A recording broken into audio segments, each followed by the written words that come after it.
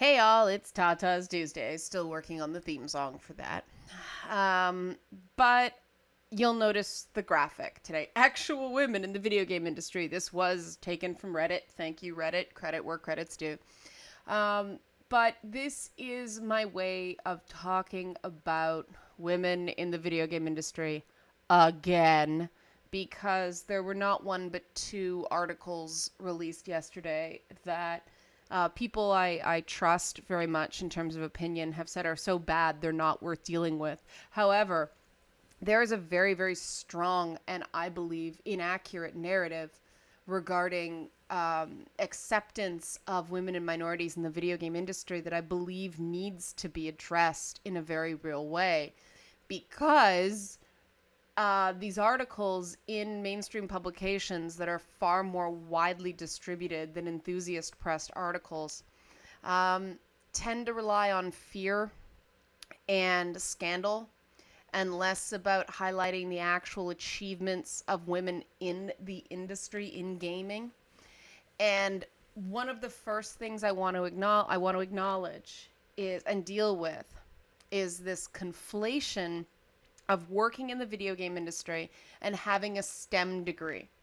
Now, a lot of you are watching on very small screens, and I apologize for the size of the font, but I want you to notice what a lot of these job titles are for these women. And I mean, for every woman working in the industry, there's something like 20 men. So look at these jobs, okay? Music, um, artist, designer, character designer. It goes on and on. You see artist all over the place. You see music studio director. None of these are hard coding jobs. None of these are computer science training or jobs. And so by saying, oh, there aren't many women working in games because there aren't very many women coming out of STEM programs, misses the fact that a huge portion of the jobs in gaming are not coders. Okay? Um, I come from a theater and television background, as you know, as well as being a gamer all my life. Um, I'm one of the few people who are trained in multiple different types of jobs. I've done sets. I've done a little bit of wardrobe. Obviously, I've done on air. I've done writing. I mean, that was my primary thing. Producing. I learned audio. I learned cameras, but not very many people do that. And there are a lot of directors that are very good directors, but they have never picked up a camera and shot anything themselves. They have never monitored audio themselves. And so this idea that people have to have a computer science degree to even hope to work in gaming is a very, very false idea. In fact, if somebody actually wants to be a storyteller or a creator in gaming, I think that that's possibly the least useful thing they can do. Now, people don't usually start at the top. You have to work your way up. But still, if you're a writer, you're not going to be coding. You're going to be writing, because it's an iterative process. And what an iterative process is in game design is that you do something, you write something, write a set of dialogue. And then the game goes through an iteration, a stage, a draft, if you will. And a whole bunch of stuff changes. So you have to go back and rewrite that scene again, or you have to write a replacement scene again. Or the whole section gets cut and the game goes in a completely different direction, and you have to write that thing again. And that requires patience, and that requires a real team effort and a real trust in the people you're working with, because it can get very frustrating working on the same thing 4 or 5 times. And I've had projects where things keep coming back. There are points in projects that just, for whatever reason, that one thing is a complete sticking point. I remember when we did a series, it was like a Mystery Science Theater 3000 thing. but we kept trying to reshoot this one show, and something different went wrong every single time. And the thing never aired. We call it the lost episode. We have, footage of it, and we sort of joke about it, the people who were involved in it. But it's very frustrating, and it's very discouraging when stuff like that happens. And, you know, it, working with your team and everybody sort of having each other's backs is sort of it's integral when things like that happen, because there are going to be setbacks and there are going to be frustrations, and you have to deal with them. Now that leads us to the other things that go on when we get into this discussion of women in gaming. And there's this vicious cycle I want to address that is going to be tough for a lot of people to handle, because there's a lot of actions on these things. And mass knee-jerk reactions drive me absolutely crazy, because these are difficult issues. And everybody has their sensitivities. Everybody has bad things that have happened to them in the past. And everybody sort of needs to, you do have to go at your own pace in dealing with these things. And I think that the people around somebody should be understanding if somebody has a particular thing that is harder for them than other people. I mean, for me personally, I haven't watched the Jessica Jones Netflix series yet because of the content. I'm not ready to go there. And I will eventually watch it. I hear it's great, but I have to be in a very specific mindset to be able to watch certain types of content. And that's just me. I'm aware of that. I'm not going to go around saying it shouldn't exist. I'm not going to go around saying it's not a great show. It's just, I gotta be ready. It's the same way. I'm just working up to the fact that, I think I could play Metal Gear 5 now. I'm sort of prepared for sort of what's going to happen there, and so I'll actually be able to enjoy the game instead of having a lot of things happen that won't enjoy it. And that's personal accountability, and that's a huge part of it. And that's the big difference between a game that won't be good for me to play and a game that shouldn't be played by anybody. And I think that there's very, very few games I could actually list that shouldn't be played by anybody. I mean, in the right frame of mind, I'd even find Dead or Alive Volleyball funny. Nobody finds bouncing boobs funnier than a large-breasted woman, because we have to deal with some pretty embarrassing, pretty frustrating things on a day-to-day basis regarding our physicality. And when we see something that's so absurd, it almost gives us permission to laugh at ourselves. And that's not something that a lot of people can understand. And I know some people would accuse us of internalized misogyny that way. But do you notice that my relation to that product has nothing to do with attention from men? It's a relationship with myself. And I don't think anybody should shout down that viewpoint or be unwilling to listen to it. It doesn't mean somebody else's reactions are wrong. It just means that there are no right answers. We just have to start seeing the numbers come up, not to a specific number, but come up. I was reading an interesting thing.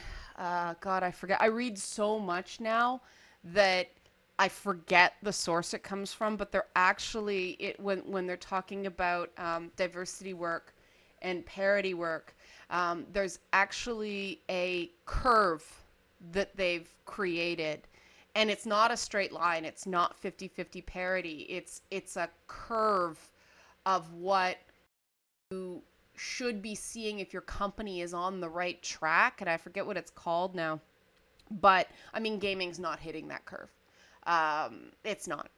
And there are a lot of reasons for that. And I think it's important to talk about the reasons. But those reasons, the stories, the information from that is not going to come from outside media with a preconceived idea of what gaming is based on other outside media and horror stories. The stories are going to come from these women and other people in tech. Now, the thing is, these women aren't talking, and there's a very good reason they're not talking, because they want to be seen for their work, not for their gender. And this is something I got into a lot when I was in music programming, that I interviewed, hip hop artists and women in music and things like that, especially female hip hop artists, because I think female rappers are so cool, just because rap is so raw. And the stuff that comes out of these incredibly talented women when they're freestyling is very surprising. I mean, it's not the stuff you think it would be. And that's what's so beautiful about rap, especially freestyle rap, is it just comes out, and they're moving so fast and they're trying to get the rhythms down that they don't think, right? They don't think consciously about what they're saying, and that's what makes it so pure. But I had, I don't remember, might have been both of them actually. It was either Cardinal Official or Chaos that said, people from your channel always call us when they want to talk about Black issues in music, but then they don't promote our album. And that's going on with women regarding games and making games. Women are not treated as a developer, right? A developer with strengths and weaknesses. They're treated like heroes. And that's never good, because somebody who's just a workaday game designer cannot live up to the status of hero. Okay, a lot of game designers do very heroic things, and artistic careers are very, very difficult, and you have to be extremely brave. But everybody does. I mean, a personal anecdote. I don't know if you see Zen Yi there, or sorry, Gen Z. Oh God, but the artist on Bastion and Transistor, we at a previous website I used to work for gave Bastion an art award, and I was actually there to present it to her. And she was so shocked and so humble, and they were all very excited. But it was cool to be able to do that. And the neat thing is when we originally started looking at, the art direction award, we didn't go, okay, where are the women we can award? She earned it. She earned it on her own. The Bastion art style is kind of chibi. And so some people could say, oh, that's informed by her being a woman, but who knows, right? Who knows? Is it because men don't feel free to draw cute things? I don't know. But the reality is and I get this a lot, people tell me that I should be interviewing these women and getting their stories. Well, problem is that they don't talk except when they've got a product to promote, and then they want to promote their product. They don't want to talk about their gender, right? So it's really difficult. And I mean, this is something that I struggle with as well, because I'd love to talk about really core game design and theory and all that stuff, but whenever I do, I come up against some very real haters. And the thing that people seem most open to listening to me regarding is gender issues in games. There's nothing I can do about it. This is where the interest is with people. And does that make me sad? Sure, because I'd love to talk about, say, the overall big versus good problem that open world games get into, or things like that. But there are a lot of people higher up on the totem pole in gaming than I am. And by the time I pitch an idea, because I'm relatively on the outside, somebody's already done it. And that's really frustrating. And I hear no a lot. And part of the reason I do this YouTube channel is so that I can, talk about stuff, usually stuff that's been rejected elsewhere. And stuff that, I can do immediately and kind of get it while it's on that trend. But this is a big challenge regarding, and this is unique to women. This isn't so much a minority men thing. And hear me out as to why. Because it's actually a very simple reason that I think a lot of people, I haven't heard it talked about. But getting into gaming is as much about who you know as what you know, especially in these creative jobs. Um, I did a couple panels with a couple of developers. They're more on the code side. They're level designers and things like that. And they said, don't expect to get a job right out of school. You have to find a job while you're waiting to get in, and you just have to build that portfolio and build your reputation and build your contacts. And a lot of the times, you won't see artist uh, positions advertised. You won't see writer positions advertised on the various hiring blogs because most of it's done through internal vetting. Someone recommends a person who comes in that way. And it's all about who you know. It's all about knowing people on the inside to get you in there. Now, the problem is, how do you get to know someone? Well, you hang out with them, right? You spend time with them. You get to know them. And that the optics on that are very different when a man and a woman are spending a lot of time together than when a bunch of guys are spending time together. And no matter how we want to try to logic around it, that's true. The assumption shouldn't be that there's something weird going on there if a man and a woman are spending a lot of time together, but it's real. It happens. You get branded if you seem to be a lot of social time with male game developers as a woman. It's very hard to network for that reason because men in the industry are very cautious, and I completely understand why. They don't want to be misunderstood. They don't want to be accused of something because, we know what happens when scandals like that hit, right? It's guilty until proven innocent in some corridors. So there is this, everybody's looking out for number one thing that way, and it makes networking exceptionally difficult.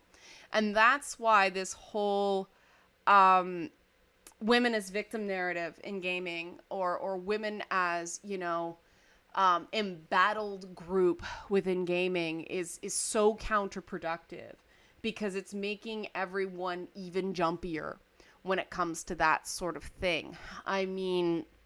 Gaming is way more professional than film or TV are in that regard. Not going to name names, but there's so much casting couch still in Hollywood. There's so much. And you do get held back if you don't take that option. And some people are like, well, you have that option, men don't. Well, yeah, they do. There's a gay casting couch as well. And the reality is a lot of the executives are men. So, straight women and gay men, or guys who are gay for a day to get a job. It happens. But that doesn't happen so much in gaming. What does happen, and this is a bad communication habit that's rampant in games, and it drives me crazy and it needs to stop, is that professionals in gaming don't like telling people no, because they don't want an internet explosion. So what happens is, if you make a request and it's not a yes, you hear nothing, usually.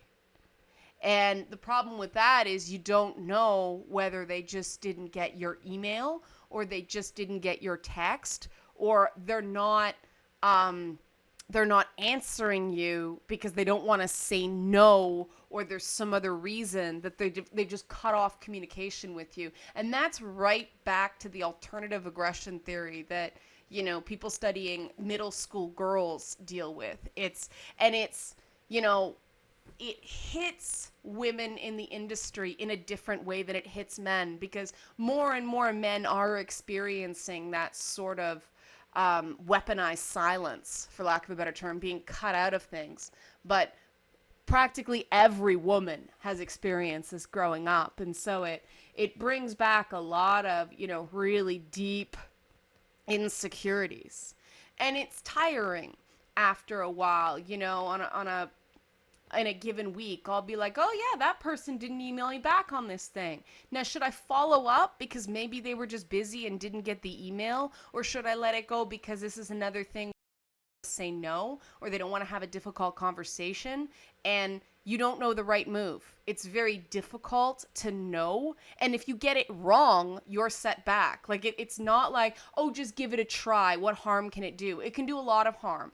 If you're labeled as someone who's pushy or someone who's bossy or someone who's, obnoxious, male or female, I've seen it happen to both, then you can get into a lot of trouble. You can be denied promotions. You can be shut out of important decisions. You can not get your contract renewed. So there's a lot of guesswork in gaming because of this passive aggressive tendency to just not say no. And I think this is something that can be fixed. And the problem is it requires everybody to fix it, right? I mean, there has to be an understanding that if somebody tells you no for an interview, you don't go and scream about it on the internet and cause a big scandal. I mean, I would think I would only do something like that if I had exhausted every other channel and got completely stonewalled. And even then, I am very careful about what I complain about publicly in terms of, associations with publishers and developers and things like that, because you can really shoot yourself in the foot. You can really make it so that they will never talk to you again, or at least not for years. And this is something that, at least for me, I don't like being back in high school. I left that sort of thing consciously. I don't associate with people personally who do that.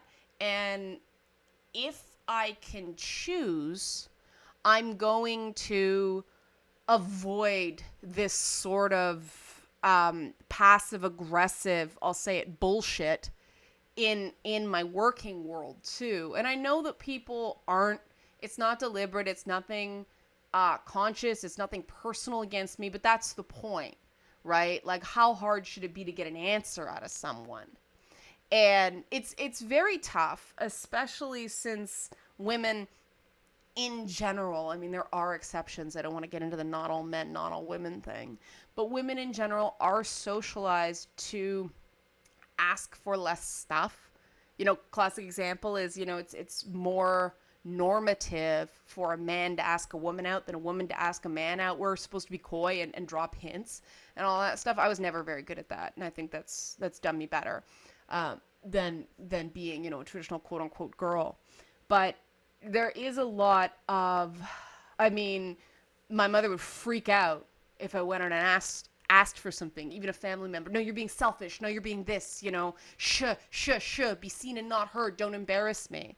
And she wasn't doing it to be mean. She wasn't doing it to, create blocks for me in business, but it did happen. And it was, there's a much, there are stereotypes when it comes to boys and when it comes to girls, and they see it all through school. And interestingly, one of the reasons they think that girls are doing better than boys in high school now is girls are better at following rules as a whole.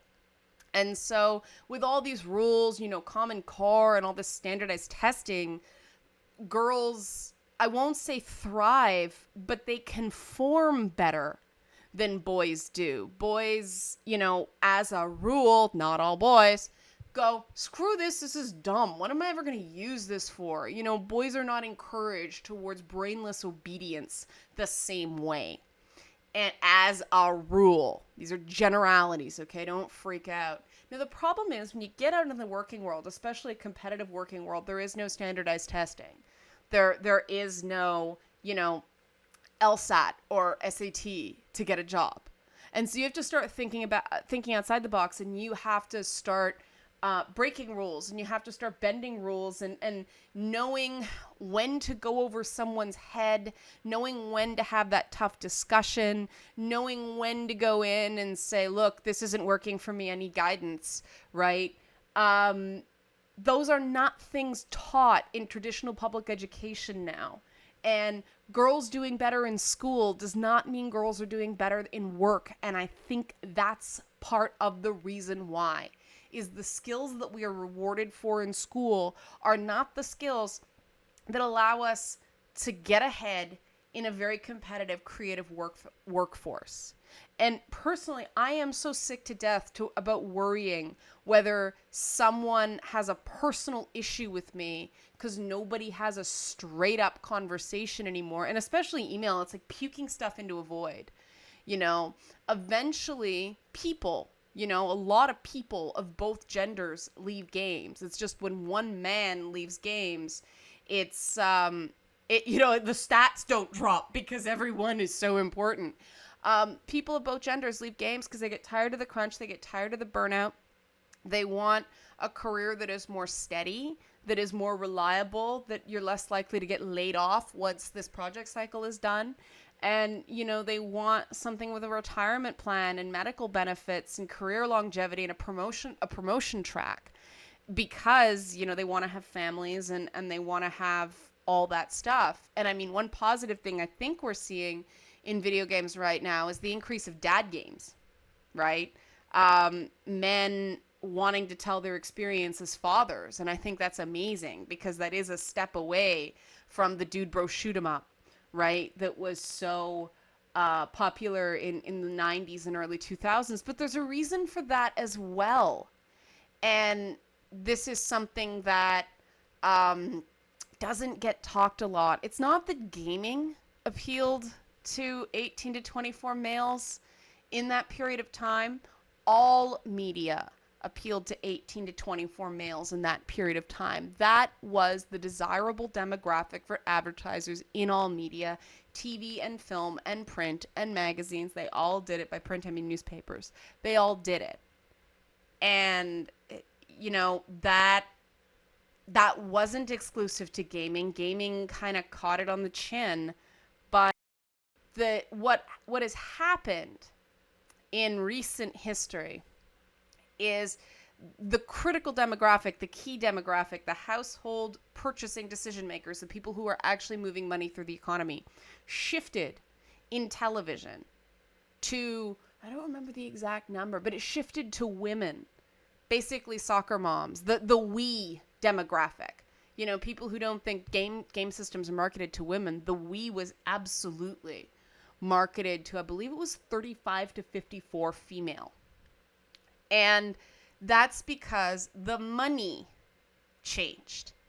Now, the problem is that there's a certain threshold in the gaming industry where you get out of the art and into the business. And in a lot of these big studios, the people making the decisions about where the money's gonna flow are MBAs with backgrounds that say Clorox, Bleacher, or car company. And it is no different selling video games to them than selling household cleaning products. And so they're looking at the market and looking at who's consuming games, and they're the ones saying, no, this has got to be still for 18 to 24 males. That's who's buying these units. That's who's buying these products. So there's no point in making a game to appeal to women. There aren't enough women. And so we get caught in this cycle of people are saying, make more games for me and I'll play. And the money people are saying, well, we're not going to make games for you. You don't play. Like, do you see the problem? Do you see the disconnect? And then women start playing the games and people go, oh, women play these games, so they must be fine. It's crazy doublethink, but that's the problem with these old time MBAs. The people coming out of school more recently don't have the same biases. They were subjected to a different type of education. Business is much more nimble and reactive and sort of thinking outside the box now.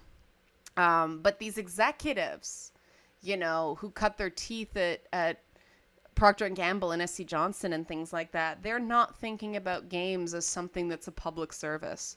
They're thinking about games as a moneymaker, and they're going to continue to do things to make money. And no amount of screaming in the world is going to change that. And so they're going to throw little bones. They're going to throw little platitudes. And I mean, to me, the way forward is what Walt Disney Studios does with their animated pictures is that those films have to appeal to both boys and girls because the merchandising on those suckers is so lucrative. In many cases, the merchandising on a film is worth more to Disney than the actual film is. So sometimes you'll get a formula like Frozen, where you have two female leads, but you've got these male characters as well that boys can relate to. And, boys like Elsa, whoa, ice powers, and she freezes people, and the boys thinks that's cool. And the funny thing is that's sort of what women have been asking for from lead characters as well. Don't make them boring and whiny, make them cool and interesting and define characters and make them do cool stuff. But then sometimes you'll get things like Big Hero 6, which have two essentially male leads, although Baymax is a robot. He doesn't really have a gender, although we say he because he's got a male voice. But it's a boy and his brother and that stuff. But there's, two very different female characters that the girls can see themselves in as well. And so girls will see Big Hero 6, boys will see Frozen, and Disney makes a ton of freaking money. Now, it's such a simple, understandable model, and I think the only reason that people don't replicate it is because a lot of people don't have that triple threat structure that Disney has of the, feature films and then extended media and their TV and their music divisions, and then the merchandising wing on top of that. I mean, Disney's got a brilliant business model in that way. It's almost impossible for them to lose money. But I think that the way games are going, and with these extended IPs, with things being made into movies, with Raving Rabbids being made into a TV show, and with all the merchandising that's out there, I think it is something to take a look at. And I think that gender blind demographics for the products may be the first step. And I know that's going to be a hard sell, but do you notice what it's not doing is it's not demonizing anybody. It's not saying that the developers are to blame or that the fans are to blame. It's a structural thing. It's a target. The problem is that most companies are judged quarter to quarter instead of earnings. And if you're a public company, you need to earn profits every quarter or the CEO's job is at risk. So the idea that, we're going to retool our businesses to appeal to men and women, and so there's going to be a shift in the products we develop accordingly, which may upset our core fans in the short term. And, let's face it, when you create a product where you're telling your audience, you are supreme, you are the masters of the universe, you are the man, and you're validating them in that way, and they're not getting that validation in other parts of their life, and you suddenly take that away, they're going to get upset because you took away their happy. But that's not their fault, and that doesn't mean they have a problem with women, and that doesn't mean they're misogynist or male chauvinist. It just means there was a change, and people don't tend to be good with change. But the other thing that I think the industry has not been getting credit for, not getting the correct credit for, and this is my last point. I know this video's been long, but the idea that things are changing, that you're seeing in the mainstream media, things are changing based on the games that came out this year with a larger percentage of female leads in public perception. I'm not sure that this is so. I've seen some numbers that say there actually hasn't been that big an increase. To the mainstream, they hold up Fallout 4 as an example of this new trend of games where you can play as a male or a female, even though that's been true of the Fallout series all along. But if you're somebody who hasn't played the Fallout series all along, you don't know that. You see it as a larger trend of, hey, Lara Croft got a game, yay, and her boobs are smaller. That happened in 2013, guys. And the thing these mundanes, these newbies, don't understand is that it takes on average 5 years to make a game. And it's very rare that there's a sudden flip in the gender of the main character mid-process. I mean, we all know about Metroid, but, that's the exception that proves the rule. The fact that, Metroid was designed to sort of be a man, and then somebody said, well, what if she was a woman? The design didn't change. And that's what's critical about Metroid's story, is those designs are locked in and people are working with those designs. And you can tweak scripts, you can tweak levels, but those designs, everything's built around those designs. It's very hard to suddenly go, hey, we're going to make an Assassin's Creed game with a dual protagonist structure and one of them's going to be a chick. That doesn't just happen. That takes years and years and years of development and planning, because the mechanics have to work in a certain way. They have to plot the motion capture. They have to make sure that everything scales to both a 5'6" woman and a 6 foot tall man, right? These things don't just happen. And so if people think that the gaming industry is changing to be more female friendly now, that shift actually happened 5 years ago. And everybody else is just waking up to the party. Now that means we're further ahead than film. We might even be further ahead than TV, although TV made the shift quite some time ago because of the way that advertising went, like I talked about before. And a lot of actors take TV gigs because they're stable. You sort of know you have a Monday to Thursday schedule, and it's 14-hour days, but you're in the same city and you kind of know where you're going to be week to week. You can arrange childcare, you can do all that stuff. And you can, do dinner parties and everything like that. You know when you're on and you know when you're off. For the most part, series leads get called in for reshoots and table reads all the time. It's a crazy schedule.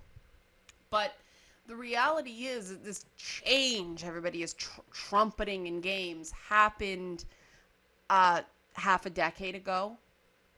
And you talk to the game companies and you talk to developers, and they're so damn frustrated about this narrative because it's not true. And the reality when we get into this whole harassment thing is that the just a lousy place. The social network designers do not take seriously people's dignity and right to privacy. And they're selling our privacy to advertisers. I mean, we can't expect them to want to protect it. And so they have allowed some very bad behavior to be perpetrated against men and women.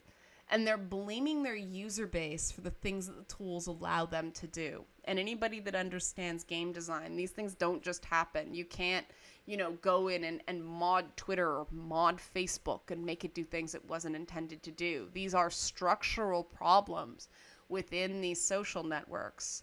And, Reddit's herd mentality is an issue. They know that whenever there's upvotes and downvotes on some sort of network, things get more negative and the quality of content goes down.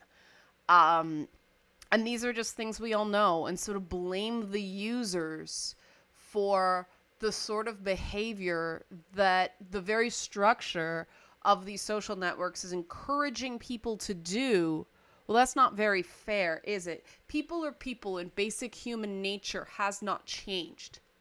And so to blame the individual end users of something for something it allows them to do is very foolish. And I mean, why is the harassment so much worse on Twitter?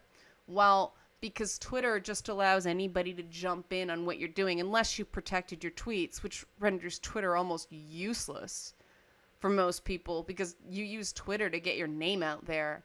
Facebook has the split between the pages, the Facebook pages that are your public face, and your Facebook account, which can be as private as you want it to be. Twitter doesn't have that demarcation. And it's the problem with tweets as well is they're permanent and they're Kleenex. at the same time, aren't they? I mean, unless someone's really looking for something, those tweets disappear. And they are so ephemeral. They are so gauzy that if somebody wants gauzy, Gauzzy,